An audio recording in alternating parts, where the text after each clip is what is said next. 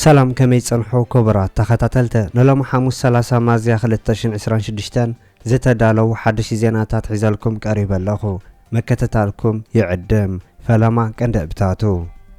جنرال تادس ورده كاب سلطانو كم زي ورد نحوحات تنقيق زهابو مجلس زملكاتن ኤርትራ ንሕቶ አፍ ደገ ባሕሪ ኢትዮጵያ ዝሃበቶ መልሲ ዝምልከትን ንርክብ ኤርትራን አሜሪካን ዘለው ሓድሽቲ ምዕባለታትን አቡግ ኢራን እስራኤልን አሜሪካን ጎራብታ ሃገራት ኢራን ዘለው ሓድሽቲ ምዕባለታትን ዝብሉን ካልእን ዝሕብር ዝርዝር ዜናታት ሒዝናልኩም ቀሪብና ኣለና ለቻናልና ሰብስክራይብ ብምግባር ክሳብ መወዳእታ ክትከታተሉና ብኽብሪ ንዕድመኩም አሜሪካ አቡግ ኢራን ልዕሊ 25 ቢልዮን ዶላር ወጻኢታት ከም ዝገበረት ተገሊጹ حدا لعلى بعض سلطان مكلخال واشنطن ابزهابو مغلصي ات قدم خلت ورح انصار ايران جمره كوينات كساب حجن امريكا 25 بليون دولار وصايتات كم زغاطما حبيرو امريكا اب كوينات ايران كنداي ገንዘብ كم زوصات بغلص ختزارب اذ ناي مجمرتا غزه كم زخونه تغليصو እዚ ከምዚ ኢሉ እንከሎ ድሕረ መነዋሕ እገዳ ኢራን ዋጋ ነዳዲ ኣዝዩ ከም ዝወሰኸ ተገሊጹ ኣሜሪካ ብልዕሊ ኢራን እገዳ ከተናውሕ መደብ ከም ዘለዋ ዝገልጽ ዜና ምስ ወፀ ዋጋ ነዳዲ ዓለም ኣዝዩ ከም ዝወሰኸ ተገሊጹ ዶናልድ ትራምፕ ቁጠባ ኢራን መደኻም ብዝብል ኣብ ወደባት ኢራን ዝነበረ እገዳ ከናውሑ ምዃኑ ድሕረ መግላጹ ዋጋ ነዳዲ ከም ዝወሰኸ ተሓቢሩሎ ኢራን እገዳ ኣሜሪካ ክሳብ ዝለዓል መራኸብ መጻቡ ሕርሙዝ ከም ዘይሓልፋ ገሊጻ እያ 21 ለካቲት 2018 ባቋጽራ ገዝ እስራኤል አሜሪካን ኢራን መጥቃዕቲ ካብ ዝጀመራ ጀሚራን መጻቡ ሕርሙዝ ተዓጽዩ በምህላው ዓለማ ዋጋ ነዳዲ ኣዝዩ ክወስኽ ምኽንያት ኮይኑሎ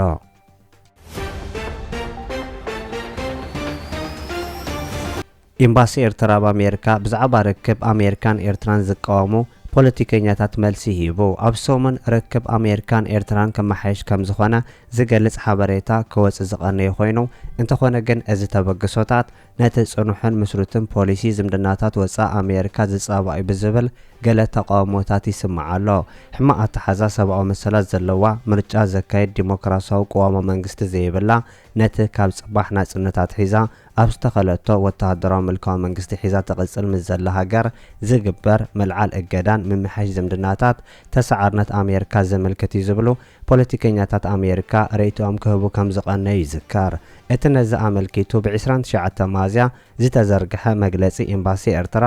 እቶም ነዚ እዋናዊ ጉዳያት ኣመልኪቶም ብዝተፈላለዩ መንገድታት ርእቶታት ዘቕርቡ ዘለዉ ውልቀ ሰባት ናጻ ተንተንቲ ተመሲሎም ዝቐርቡ ተኸፈልቲ ሎቢታት ምዃኖም ብምጥቃስ ነቲ ተፈጢሩ ዘሎ ተስፋታት ንምዝራግ ናብ ዝበለየ ዝተመረጸ ተረኸታቶም ተመሊሶም ጥርጣረታት ከእትው ይፍትኑ ከም ዘለዎ ወቂሱ እዚ ከምዚ ኢሉ እንከሎ ዋሽንግተን ኣብ ኤርትራ ሓድሽ ኣምባሳደር ክሸይ ምዃና ይግለጸሎ ኣሜሪካ ኣብ ህሉ ኩነታት ዞባ ቀርኒ ኣፍሪቃን ቀይሕ ባሕርን ተደሪኻ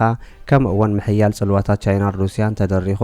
እዚ ናይ ዕቑራት ወጥሪ ምስ ኤርትራ ዳግመ ግምት ክትገብረሉ ከም ዝተገለጸ ዝዝከር ኮይኑ ምስ ህሉ ዞባዊ ምቅያራት ቀርኒ ኣፍሪቃን ቀይሕ ባሕርን ተኣሳሲሩ መንግስቲ ኣሜሪካ ኣብ ርእሲ መንግስቲ ኤርትራ ዝነበሩ ኣጠማምታ ከም ዝተቐየረ ክግለጽ ከም ዝቐነየ ይዝከር بخال زينا إيرتران طلب أف دغ بحر إثيوبيا توختاخون زي حقاون كتبل كم زنصغتو تغليصو منيسرو صاغودا إيرترا مرحز إثيوبيا بزعبا أف دغ بحر زقربو زلو تدغاغام موغت زي حقاون توختاخون كبل تقامو غليصو ات منيسر تمالاب زوصو مغلص እዚ ካብ አዲስ አበባ ስማዕ ዘሎ ተረኻ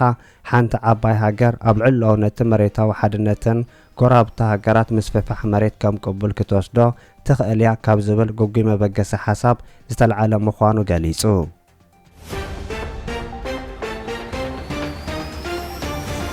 ጀነራል ታደሰ ወረደ ካብ ስልጣኑ ከም ዘይወረድ ገሊጹ ፕሬዝዳንት ክልል ትግራይ ጀነራል ታደሰ ወረደ ንሓደ ዓመት ካብ መንግስቲ ፌደራል ስልጣኑ ነዊሑ ካብ ዝመጽእ بوغان حوحات تقاوموتات يقاطمو زلو خوينو حوحات وعلى بريتوريا فريسلو قدم حجز نبره بيت مخر منغستن كملس وسينو نازك تكبر سفح تسرحات كسرح يرى الله ابز حج اوان اب قبلين وردان زوباتاتن وسانه حوحات تكبراو يخون زلو خوينو ابز قصلو معلتات دما ناي كلل سلطان بريزيدانتن حوحات كقبال تثبيت يجبر جنرال تادس ورده نزا عملكيتو تمال مشات مسريت ميديا سفيح قال محتز كايده خوينو نزا وسانه حوحات كم زي قبالون سلطانو كم زي ركب غاليصو جنرال تادس ورده از وسانه امونغونا مكففال زفترن መንግስት ፌደራል ጣልቃ ካአቱ ዘንገድ ሓደገኛ ውሳኔ ከበልውና ጠንቂቁ ጀነራል ታደሰ ወረደ ነዚ መግለፂ ክህብ ዝደረኾ ኣብ ዝቐረባ መዓልትታት ህወሓት ጀነራል ታደሰ ወረደ ስልጣኑ ብሰላማዊ መንገዲ ከርክብ ንዝፅውዕ መግለፅታት ስዒቡ እዩ።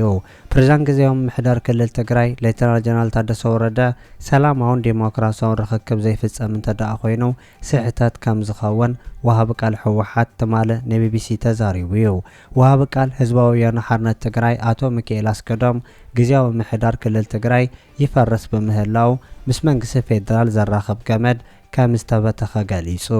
እቲ ወሃቢ ቃል ምስ ቢቢሲ ኣብ ዘካየዶ ቃለ ምሕተት ማእከላይ ኮሚቴ ህወሓት ቅድሚ ኣስታት 2 ሰሙን ዘሕለፈ ውሳነ ዝምልከት ምስ ዝተፈላለዩ ኣካላት ዘተ ይካየድ ከም ዘሎ ተዛሪቡ። እቲ ወሃቢ ቃል ኣብ ዝሃቦ መግለፂ ስምምዕ ፕሪቶርያ ፈሪሱ ኣሎ ዝበለ ኮይኑ እቲ ስምምዕ ብመንግስቲ ፌደራል ፈሪሱ ዘሎ ንጀነራል ታደሰ ወረደ ንበይኑ ሸይሙ ዝለኣኸልና መንግስቲ ፌደራል እዩ ህወሓት ነዚ ኣይንቐበሎን ኢሉ ወግዓው ገይሩ እዩ። እዚ ግልፂ እዩ ዘሻሚ ነገር የብሉን ብምባል በዚ ምክንያት ድማ እቲ ነባር ቤት ምክሪ ንክምለስ ከም ዝተወሰነ ገሊጹ። እቲ ወሃቢ ቃል ምስ መንግስቲ ፌደራል ዝህሉ ርክብ ብኸመይ ክኸውን ዝብል ኣብ ቀጻሊ ንርእዩ ይኸውን ክሳብ ሕጂ ብዘሎ ርክብ ግዚያዊ ምምሕዳር ክልል ትግራይ ይፈርስ ስለ ዘሎ ዝነበረና ገመድ ተበጢሱ ዝብል ሓሳብ ኢና ንወስድ ዘለና ኢሉ። ህወሓት እቲ ነባር ቤት ምክሪ ንክምለስ ምውሳኑ ሲዒቡ መግለፂ ዝሃበ ፕሬዝዳንት ክልል ትግራይ ጀነራል ታደሰ ወረደ ነቲ ውሳነ ተቃይምዎ እቲ ውሳነ ስምምዕ ፕሪቶርያ ውድቂ ዝገብር እዩ ዝበለ እቲ ፕሬዝዳንት ነስጉምቲ ሲዒቡ ከመፅእ ዝኽእል ኩናት ከም ዝኸውን ገሊጹ እዩ። ፕሬዝዳንት ክልል ትግራይ ጀነራል ታደሰ ወረደ ምስ ሬት ሚድያ ብዘካየዶ ቃለ ምሕተት ስልጣኑ ከም ዘይረክብን እዚ ከዓ ከቢድ ሳዕቤን ከም ዘምፅእ ምግላጹ ተሓቢሩ። እንተኾነ ግን ወሃቢ ቃል ህወሓት ኣብቲ ምስ ቢቢሲ ዘካየዶ ቃለ ምሕተት ሰላማዊ ዲሞክራሲያዊ ርክክብ ከም ዝገብር ንኣምን ካብዚ ወፃእ ዝኸይድ ሰብ እንተሃሊ ወይ ካብዚ ወፃእ እንተኸይዱ ግን ስሕተት እዩ ዝኸውን ትኽክል ኣይክኸውንን ኢሉ። ፕሬዝዳንት ታደሰ ወረደ ስልጣን ንምርካብ ፈቃደኛ እንተዘይኮይኑ ቀጻሊ ስጉምቲ ህወሓት እንታይ ከም ዝኸውን እቲ ወሃቢ ቃል ብቢቢሲ ተሓቲቱ። ቀጻሊ ፕሬዝዳንት መን ከም ዝኸውን ሕጂ ክንዛረብ ኣይንኽእልን ስልጣን ዘለዎ ኣካል ቤት ምክሪ ስለ ዝኾነ ንመን ፕሬዝዳንት ክገብር ዝብል ነገር ኣብ ቀጻለ ንሪኦ ነገር ክኸውን ኢሉ። ንሱ ወሲኹ እውን ፕሬዝዳንት ታደሰ ብሰላማዊ ስልጣን ከረክብ እዩ ኣይረክብን ዝብል ሕጂ ኣካትዓ ነጥቢ ክኸውን ኣይክእልን ሽዑ ምስ በፅሕና ንሪኦ ነገር ክኸውን ክብል ተዛሪቡ። ስለዚህ ይህን ግምት ውስጥ አስገብቼ ነው እንትን እያደረገ ያሉት ስህተት ነው። ሁለተኛ ማሰብ ያስፈልጋል። ከዚህ ይህን መስማት አልተፈለገም። ዝም ብሎ ነው እየቀጠለ ያለው ጉባኤ ማለት ምክር ቤቱ ተጠርቷል፣ ስብሰባ ያደርጋል፣ ይወስናል፣ አዲስ ፕሬዚደንት ይመርጣል። ኦኬ ከዛ ፋይናሊ ኦፊስ የፕሬዚደንቱን ኦፊስ መያዝ መግባት ይኖራል። ይሄ ሁሉ አንዴ በዚህ ምክንያት መጋጨት አለብን አይደለም፣ ግን አለ አይደል ቢሮ ይዞ አላስገባም አስገባለሁ ወዘተ የሚል ነገር ባይኖርም ግን እኔ ትክክል ነው የሚል ነገር የለኝም። ስለዚህ ማስረከበው ነገር የለኝም። ስለዚህ ከፈለጉ እንደፈለጉ ያርጉት። እኔ ግን ትክክል ነው ብዬ መረካከብ ምናምን የሚባል ግን የለም። በዚህ መንገድ ነው የሚያደርጉት። ትክክል አይደለም የሚል እምነት ስላለኝ እንደ ፖለቲካ ውሳኔ የግሌ የራሴ እንደዛ ነው የምለው።